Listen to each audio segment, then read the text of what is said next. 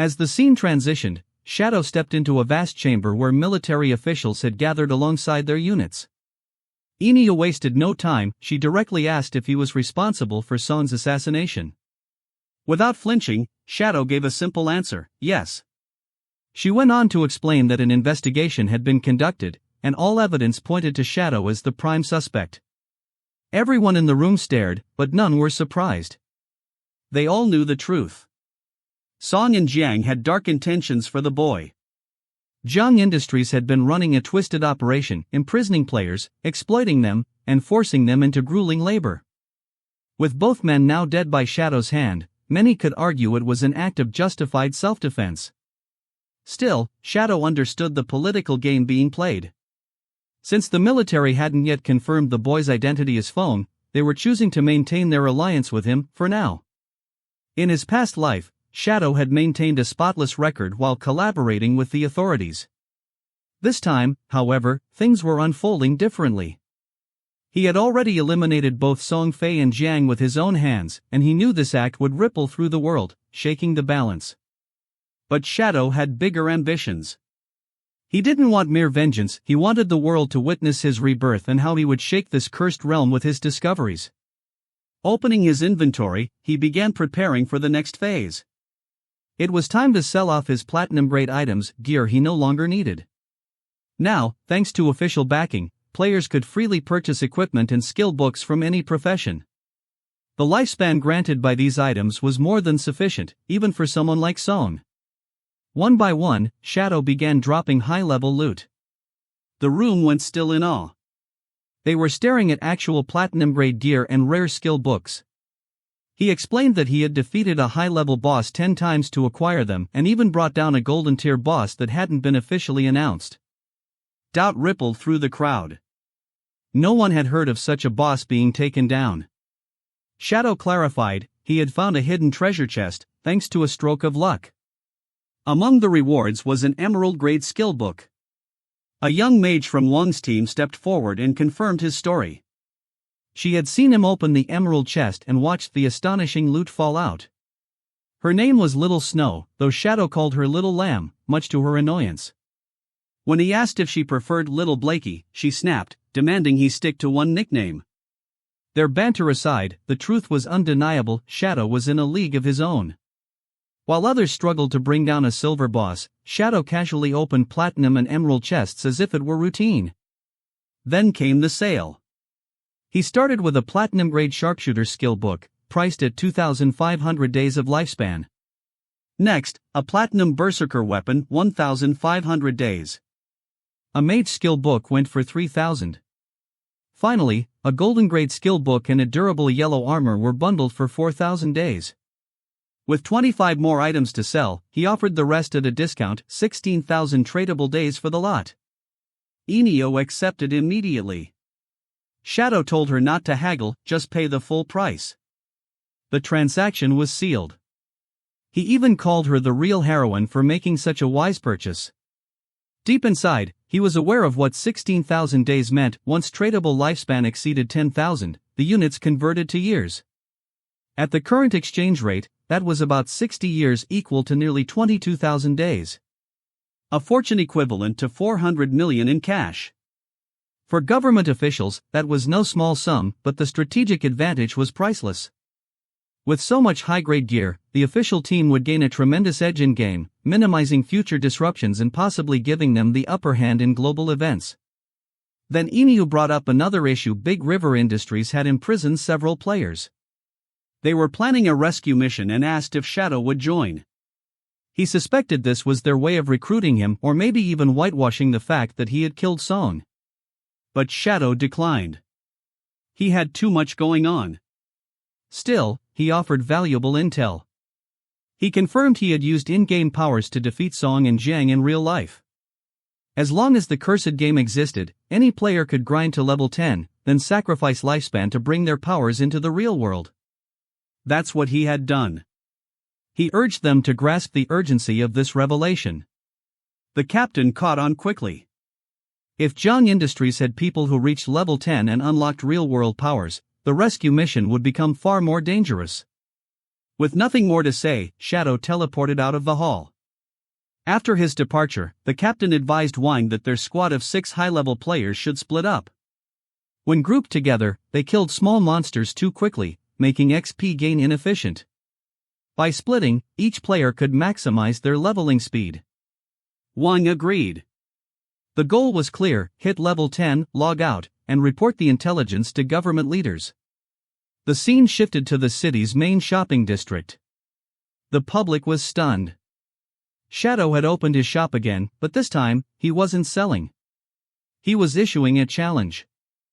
30 days of lifespan for verified silver boss coordinates. 100 days for golden boss locations. Just then, a man approached him. He asked if Shadow was still selling gear, then shared shocking news. The CEO's daughter from Jiang Industries had offered 300 million and a stake in the company if Shadow helped her level up.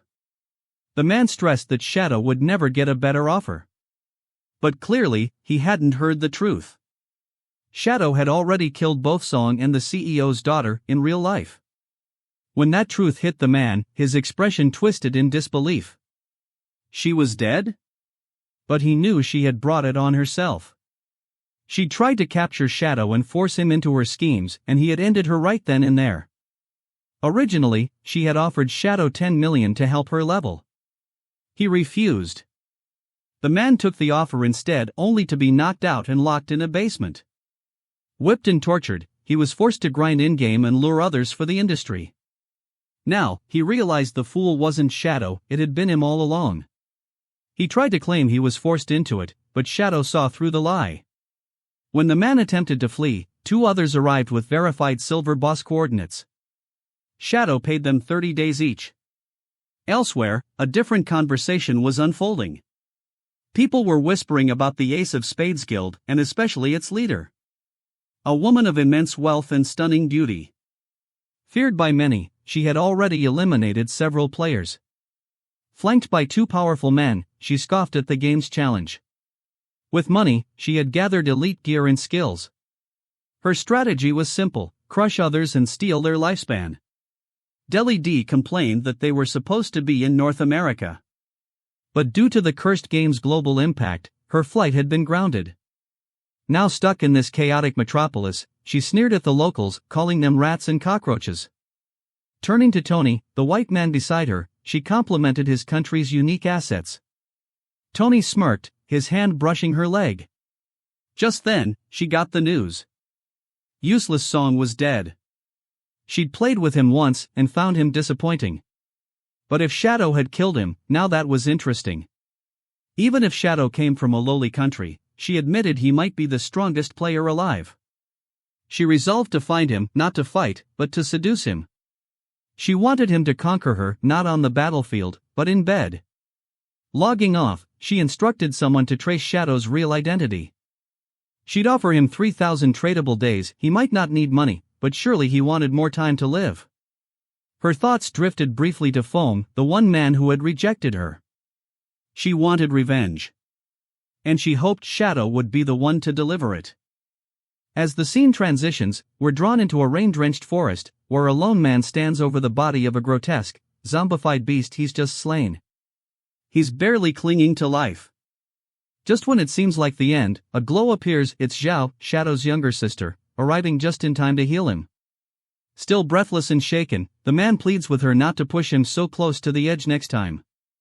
I was 1 second away from meeting my great-grandma in the afterlife, he says, half joking, half serious. But Zhao brushes off his complaint with a smirk, her arrogance dialed to the max. Now that you're alive again, you're all bark. You should be grateful I even showed up. He tries to reason with her, gently pointing out that he's just reminding her to be cautious. But Zhao isn't having any of it. She interrupts him, announcing that her system just triggered a hunger alert, 90%. I'm logging out for food, she declares flatly. Without giving him a chance to protest, she forces a logout, dragging her companion with her right in the middle of a mission, while the man is still in desperate need of a healer. Frustrated beyond words, the man grits his teeth. He's the leader of this squad, yet ever since Zhao caught a glimpse of Shadow's overwhelming power, she's been ignoring his authority completely. He swears to himself, if he ever finds her alone, he's going to teach her a lesson she won't forget, one that'll leave her out cold in bed for an entire day. The narrative shifts again, this time to the real world. Morning sunlight spills into a modern apartment where Zhao, or Zhao, in real life, finally wakes up. Her stomach growls, a painful reminder of how long she's been immersed in the game. She scrolls through all the food delivery apps, only to find nothing available. Not a single driver is online.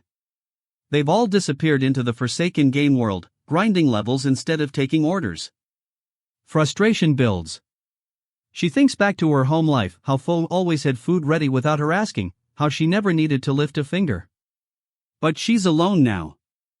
And apologizing? Not an option.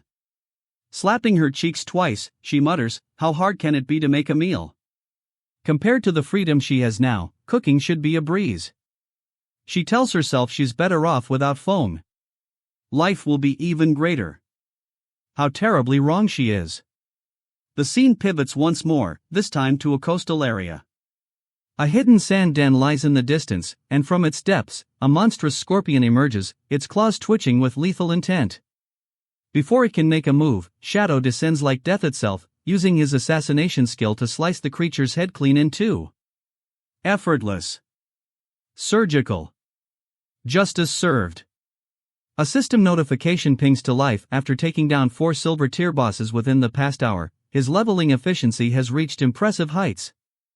Each boss nets him 16 evolution points, and the rewards are substantial. The average yield is around 3,500 days of tradable life. With gold tier and above equipment equipped, Shadow's edge only grows sharper. His cooldown rate has soared from 55% to a blistering 75%. The Shadow Slash skill, which used to take 12 seconds to recharge, is now practically instant. His raw power is through the roof. But in the outer zones of the safe town, golden bosses are the ceiling, no platinum tier foes roam here. To ascend any further, Shadow knows he must climb the career ladder. Platinum bosses, once he reaches them, will have at least level 2 stealth detection. To face them alone, he'll need to evolve his stealth to level 3. But he's still over 20,000 experience points short. Only then can he reduce the risk of being exposed or ambushed. In his past life, taking down a platinum tier boss required a flawlessly coordinated team of 20. But this time? He's going solo. Shadow decides to head back to town to offload his loot and forge connections. His goal? The first solo kill of a platinum tier boss. A voice cuts through the noise. Someone from an organization called Justice calls out to him. They have a hit list. Justice wants Shadow to carry out an assassination in the real world. The target? Someone named Fong. At first, Shadow ignores the offer. But the man persists, stepping in front of him again. You already took out Song. Fong should be just as easy. It's free money. Shadow's mind reels. Why Fong? He asks, suspicious. The messenger shrugs. Not my call. I'm just relaying orders. You'll be rewarded with 3,000 days of tradable life if you pull it off. The number catches Shadow off guard. Who would place such a high bounty on Fong? He thinks back. He hasn't made many enemies in this life, at least not yet. Whoever's behind this grudge must predate the Forsaken game. And then it hits him. The only person with the motive, means, and grudge deep enough to do this is the woman from the Shin group. But if she really wanted Fong dead, she could have taken care of it long ago. This contract, this hit, it must be bait. It dawns on Shadow that the real motive might be to make contact with him. Feng's assassination? Just an excuse. After all, Fong had rejected her advances because of her morally bankrupt character. Shadow nearly chuckles. He hasn't even looked for her, and yet, here she is, finding him. He agrees to the job, but with a catch. Half the payment up front, he tells the man. And I decide how it ends. Caught off guard, the messenger pauses, then nods. I'll check with the higher-ups. Moments later, the deal is sealed. Shadow pockets 1,500 days of tradable life on the spot. The man gives Shadow Feng's location and personal details, assuring him it'll be an easy find. As he walks away, he muses silently, "Tell that woman to wait. I'm coming." Just as Shadow turns to leave, a soft, melodic voice stops him. "Big brother, wait a sec." A stunning young woman approaches, offering something enticing, coordinates to a golden tier boss. Shadow's ears perk up. "I'm still paying 100 days for the info," he tells her. She agrees and beckons him to follow her. The boss is located far north of town, and she offers to guide him. "What's the boss's name?" Shadow asks. "The Plague Weaver," she replies. That name flips a switch in Shadow's memory. If she knows the name, she's seen it firsthand, or worse, fought it. She eyes him curiously. "You sure you can handle a golden tier boss alone? It deals poison and area damage. Might need a healer." But Shadow knows the Plague Weaver inside and out. Its toxic aura drains health constantly, one wrong move, and you're done for. Still, for Shadow, it's just a matter of unleashing the right combo. And he's more than ready.